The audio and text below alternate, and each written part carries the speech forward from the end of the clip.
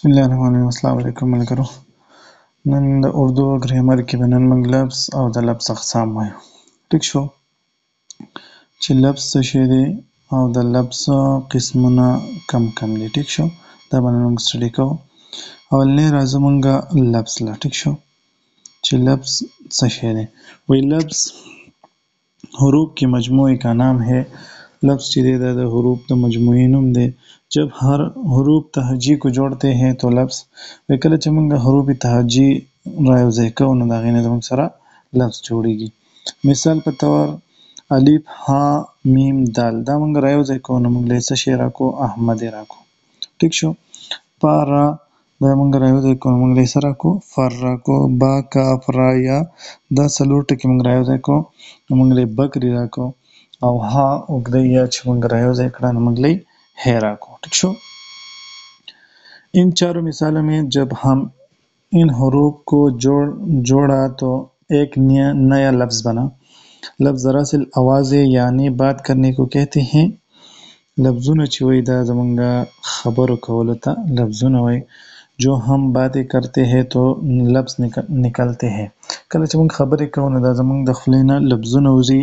जैसा कि हमें मालूम है कि लफ्ज़ حروف تهجی के मजमूए को कहते हैं. लफ्ज़ چې دی زمونږ سره د حروف تهجی مجموعې ته وای. हम حروفوں को आपस में जोड़ते या मिलाते हैं तो लफ्ज़ बनता है. कुछ अल्फाज ऐसे होते हैं जिनका कोई माना मतलब नहीं हो.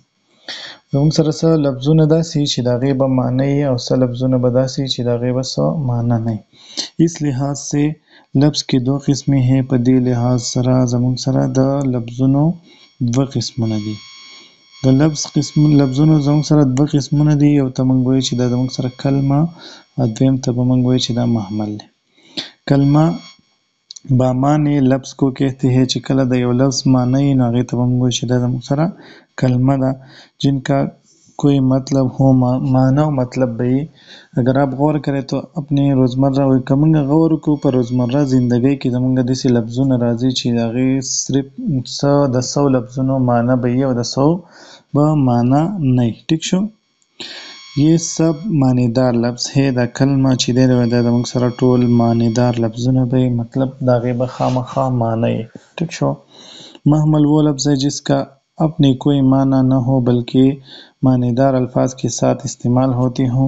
دا محمل چې دی نو د دې به زموږ سره خپله معنی نه وي خو دا به د معنیدار الفاظو سره استعمالیږي. او د څه دپاره د خوبصورتي دپاره د کلام کې د خوبصورتۍ دپاره به دا زموږ سره استعمالیږي.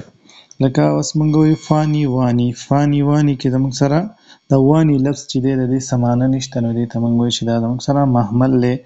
یا د سودا سلب کې دا سلب چې دی د دې څه معنی نشته نو موږ وایو چې دا زموږ سره محمل دی. دانا دن کا په دې کې دا دن کا لفظ چې دی د دې هم څه معنی نشته نو موږ وایو چې دا زموږ سره محمل دی. اب ان مثالوں में وانی